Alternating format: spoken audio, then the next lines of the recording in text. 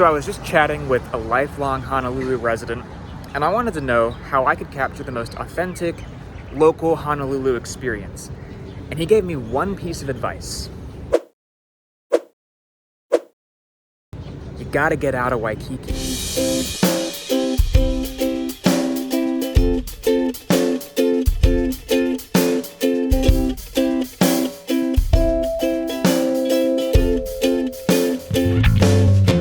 Welcome back to A Sense of Travel with Michael Matheny. That is me. I'm on a mission on this channel to document all 5 senses of as many cities, countries, and natural landmarks around the world as I possibly can so that I can immerse you into those experiences alongside me. Well, this week, I am in Honolulu, Hawaii with some of my best friends from back home, and I cannot wait to bring you guys around the island and around the city to immerse you through all 5 senses. Let's do it. Thousands of miles off the coast of North America into the Pacific Ocean on the island of Oahu sits a place that's just as enchanting as you've heard, Honolulu, Hawaii. In February of 2024, I joined 2 of my good friends from back home in South Carolina for an adventure to Polynesia's largest city, and y'all, however excited I was before this journey, I wasn't excited enough. Honolulu isn't just Hawaii's capital and largest city. It's the largest city in all of Polynesia and the heart of Hawaii's population. This isn't just some resort and beach town. Honolulu is the urban heartbeat of this Polynesian kingdom turned US state. Despite its size and, as cliche as it sounds, the Aloha spirit is alive and well here. To experience this sensation from the screen isn't possible through just still photos or videos. To really get a sense of Honolulu virtually, you need to use all 5 senses. What does the air on Waikiki Beach feel like? What scents fill your nostrils as you stand atop Diamond Head Volcano? What subtle sounds create the ambience inside the Iolani Royal Palace? My goal today is to immerse you into the Honolulu experience in a way that leaves you feeling as if you've gazed in awe at luau fire dancers and sipped sweet water from a coconut alongside me. With that said, let's do this. I was really curious about the big city Hawaii experience because the idea of big city Hawaii goes against every image I had in my head about the islands. As it turns out, even downtown Honolulu feels like it's on island time. There are a ton of balcony-adorned high-rises spread across all of Honolulu, but they aren't all concentrated in one specific district like you might see in other downtowns in the United States. As you imagine yourself in the heart of Honolulu, imagine shades of beige, white, and gray punctuated by glass and concrete towering above and around you.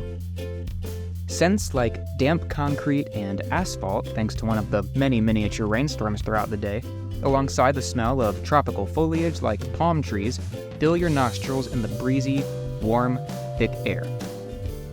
And speaking of rainstorms and warm, thick air, as I was looking down at one of the license plates and noticing that there are rainbows in the design, I look up, and what do you know?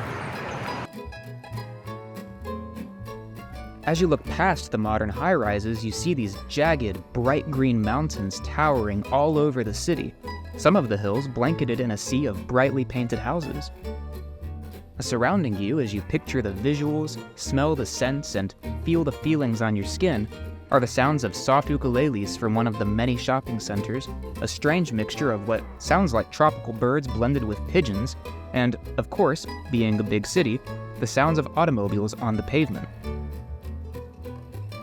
There's a really interesting architectural blend here of tropical high-rise condos, brutalism, and old Hawaiian royalty. Now, speaking of old Hawaiian royalty, regally sitting smack in the middle of downtown Honolulu is the only royal palace in the United States, Iolani Palace. I'll hold tight on this because I'll bring you along for that tour in just a bit. First, we're heading to a part of town that, frankly, is precisely what I imagined Honolulu to look like, Waikiki. So I'm here in the Waikiki District, and I gotta tell you, this looks just like what I imagined Hawaii would look like. You've got these grand boulevards that are lined with palm trees and densely packed in with shops, and tiki bars, and breweries and restaurants. It's so green, it's just beautiful. And this is kind of where those higher end shops are gonna be, kind of like your Fifth Avenue or your Oxford Street. So you'll have like Gucci and Fendi and, I don't know, Valentino, things like that. This is the heartbeat of Honolulu tourism. The Waikiki District feels like one massive high-end resort. Along broad boulevards lined with palm trees and warmly painted high-rise hotels are tons of shops, also on the high-end side, tiki huts, restaurants, rooftop bars with Polynesian rooflines, and shopping malls. To add to the festival-like atmosphere on this sunny strip, the sounds of both street and commercial music join the bustling crowds in the soundscape. Of course, Waikiki Beach sits just on the other side of the towering resort hotels, but like with Iolani Palace, we'll get there in just a bit. Before we head into the rugged, tropical, and scenic Honolulu that you might have been expecting, I wanted to touch on a few other notes from the heart of the city. As you might expect, there are tons of palm trees. Like, tons. I was woken up every single morning to the sounds of roosters crying. Those little guys and their chicks can be found on just about anything green here. There are tons of these colossal, extremely thick, vine-draped trees called banyans all over the place, even in the center of shopping malls. So we've taken in the big city side of Honolulu experientially, but the natural side of the city is where the real magic comes in. To take you to Honolulu imaginatively, we've got to start at the beach. Okay, so the senses of Waikiki. It smells like sunscreen, warm sand, and salt water. The sounds of crashing waves. The sounds of lots of people, but they're not really loud people. Everyone's just relaxing, which is really cool. We've got music playing from everybody's boom boxes and speakers. But of course, if you're near the resorts themselves, you'll hear the sounds of like ukulele and more traditional Hawaiian instruments. It is a really, almost like a party atmosphere, but a wholesome family party atmosphere. I love it. Everything about Waikiki Beach is exactly what I expected that atmosphere of Hawaii to feel like. It genuinely feels like paradise. There are hundreds of palm trees overlooking bold, beige sand, which is covered by tons of people enjoying a beach day, surfing out in the waves, and playing beach volleyball. In the backdrop of the palms, high-rises, tropical bars, and grills lining the beach are beautiful, jagged green mountains. From here, you can even see Diamond Head Volcano. The water is surprisingly warm based on everything I've heard about the Pacific Ocean. Fortunately, you can experience a quite different Honolulu a mere mile away and 762 feet in the air. The dormant Diamond Head Volcano, or as it's known in Hawaiian, Leahi. This volcano, which overlooks the ocean and the entire city, offers absolutely majestic views of the jagged green mountains and other volcanoes in the chain. The crater itself is gigantic and very windy. While certainly once active, today it's filled with grass, trees, and parking. The massive expanse, the size of a university campus, sits inside a bowl of volcanic rock and arid brush. Well, if you've ever wondered what it smells like inside of a volcanic crater, today's your lucky day. It smells like grass, actually. So this crater has been completely filled in with foliage over the centuries or millennia. It's pretty arid. So you do have a lot of like dry grass smell. But you can also kind of smell the sea breeze over the edges, which is strange. The sounds are obviously very peaceful. Primarily just birds and people. And occasional cars in the parking lot. But it's quite the difference from downtown Honolulu or Waikiki. After a decently long hike up the rocky, tropical brush-covered side of the volcano, you reach the volcanic peak, and the view makes every ounce of sweat worth it. Words genuinely cannot describe this. This has to be the most beautiful landscape I've seen in the world. In one direction, you see all of downtown Honolulu and Waikiki, with hundreds of bright, white high-rises towering above the sandy beaches, layered in palm trees and boats. The ocean water is a bold aqua blue, and the crashing waves into the coast produce this beautiful white sea foam and mist. In the other direction, you see the rugged hillsides and mountains of Oahu. These hills, a bold jungle green, are layered with white and beige homes and buildings. It's incredibly windy up here. There's a very evident scent of ocean water. From December until March, right off the coast of the city, humpback whales return to the North Pacific from months of feasting. If you're lucky, you can catch a glance from the shore. So February and March are considered peak whale watching season in Honolulu. And so we're about to hop on a pink sailboat, which is going to take us out into the ocean so we can go see some whales for ourselves. Pretty excited about that.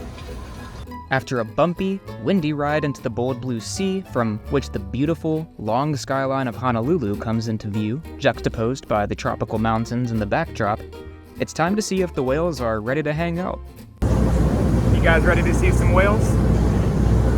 If you're indeed ready, you're in luck, because a calf and its mom were out to play for the afternoon.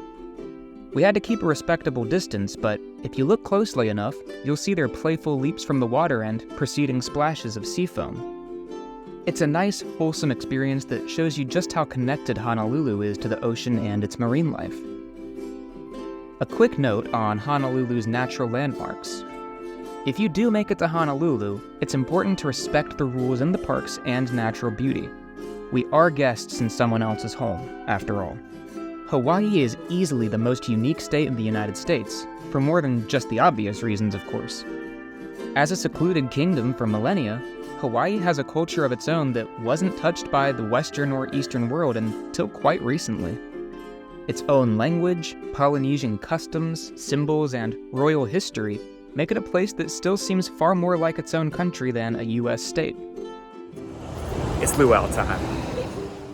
A Hawaiian luau is an incredible way to capture the aloha spirit.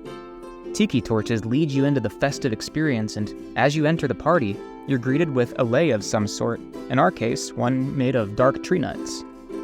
From a brief hula lesson, the national and now state dance of Hawaii, to face tattoos, delicious mai tais, and beautiful Hawaiian folk music from a phenomenal singing guitarist, the environment here is fun and light and incredibly hospitable. One full Hawaiian plate dinner later, and we'll talk about that here shortly, the show begins. 5 dancers decked out in colorful, grassy, and even feathery Polynesian gear take to the stage to bring cultural dances, war chants, and songs from all across Polynesia to us in a spectacular show of color. If you're one of those select few in the crowd to get pulled up on stage like me, you may need a few mai tais to really immerse into the experience. The grand finale, my personal favorite, brings out one of the famous fire dancers to the stage, tossing flaming torches into the sky as he dances. Honolulu is the home of the only royal palace in the United States. The Iolani Palace was the home of the Hawaiian monarchy and later the Republic of Hawaii before statehood, and was a symbol of its royal strength before the monarchy was illegally overthrown in 1893. Dimly lit, grand royal rooms and halls, painted in a creamy white and accented in blues, reds, golds, and honey-colored local varnished wood, fills the palace, connected by magnificent wooden staircases. Portraits of Hawaiian royalty line the satin-draped walls, showcasing the elegance and sophistication of the royal Hawaiian lifestyle. You'll notice it's quite chilly in here and smells like aged, polished wood.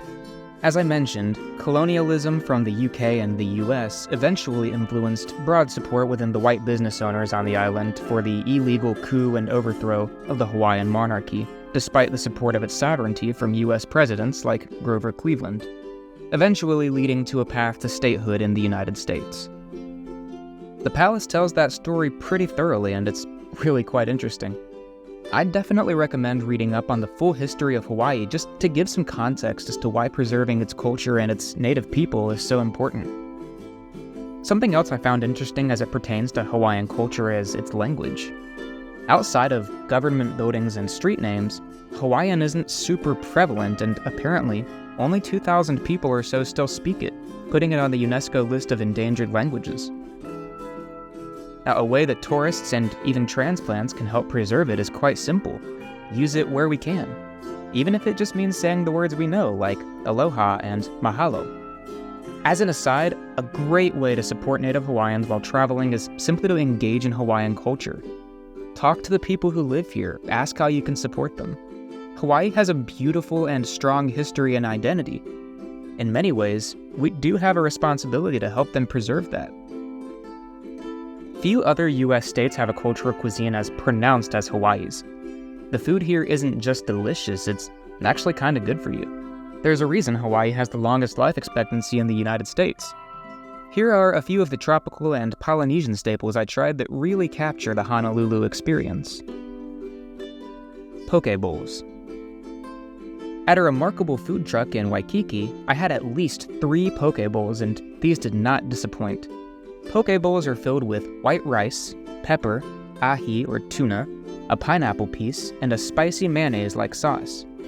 Speaking of spice and speaking of pineapple, you're gonna need both after a poke bowl. Acai. Acai bowls are what I'm referencing when I say that the food is actually quite good for you. At a local joint called Vida Juice Hawaii, right in the heart of downtown, I tried my first one. Acai sorbet, strawberry, banana, blueberries, granola, and honey make up this dense, refreshing, sweet breakfast bowl. Dole Whip. The Dole Pineapple Plantation is nearby, and the pineapple is ridiculously fresh in Honolulu. Enter Dole Whip. Almost like a sherbet iced soft serve, this pineapple-flavored frozen snack will take the burn away from your tongue and replace it with sweet, light happiness. Well, at least it should. Hawaiian plate with kalua. At the luau, I experienced a full Hawaiian plate, which, in addition to steamed rice, a sweet Hawaiian roll, teriyaki chicken, and stir-fried noodles, included that classic Hawaiian barbecue meat, kalua pork. This stuff is incredible. Kalua pork is super salty but simultaneously rich, flavorful, and juicy. Mahi mahi. Food truck food proved to be some of the best in Honolulu. At a food truck yard called Pa'auhana Place, I tried a fresh island mahi-mahi fish drenched in a rich garlic butter sauce and capers, accompanied by seasoned rice, yellow corn, and a salad. The fish was juicy, fresh, and perfect for mixing in with the rice. Last but not least is a surprising something that keeps Hawaii going: Spam. At a cool local chain called Zippy's, recommended by our local Uber driver, I tried Spam for the very first time. Essentially fried bologna, this sat quite nicely over a bed of seasoned white rice and some pretty standard fried fish. Spam can be found pretty much everywhere in Honolulu. As with most of the world's major cities, capturing the full Honolulu experience in 1 week, especially if you have a normal-sized wallet, isn't possible. Every city is complex, multi-layered, and rich in its identity, its history, and its story. The Hawaiian capital is no exception.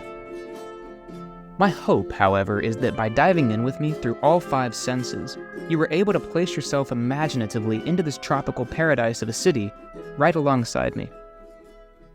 As always, thanks so much for watching. I'll see you next time.